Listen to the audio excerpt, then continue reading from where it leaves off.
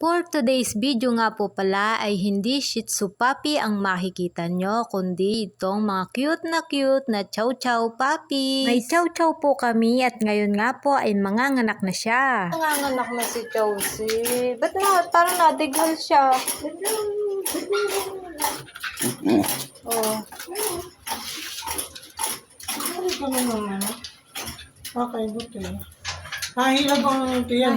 At eto nga po pala ang mga sinyalis na manganganak na si Chowsy. Panay na panay nga po ang kaibot niya sa sahig at ayaw nga po niyang kaibutin yung inilagay naming cartoon. Hindi na rin siya kumain ng kanyang umagahan kanina. Pang 58 days nga po pala niya ngayon at nagtataka nga po kami kung bakit hindi na po siya kumain. Alauna nga po ng hapon ay napansin namin na nagkakaibot-kaibot na po siya, kaya ang sabi ko ay mukhang manganganak na si Chowsy. Akala namin na pang 60 to 62 days pa siya manganganak, pero mukhang manganganak na talaga si Chowsy. Kaya po dali-dali na po naming inihanda ang aming mga gagamitin sa kanyang panganganak. Malilinis na tela na pampuna sa kanyang papi, gunting na pamputol ng pusod at ang dilaw na ilaw na napakahalaga para mainitan ang kanyang papis. Hindi na nga po mapakali itong si Chowsy at kaya nga po nakabantay kami kasi first time mami po ni Chowsy at baka hindi pa po siya maalam. At fast forward nga po at eto nga po nakapanganak na itong si Chowsy at 4 na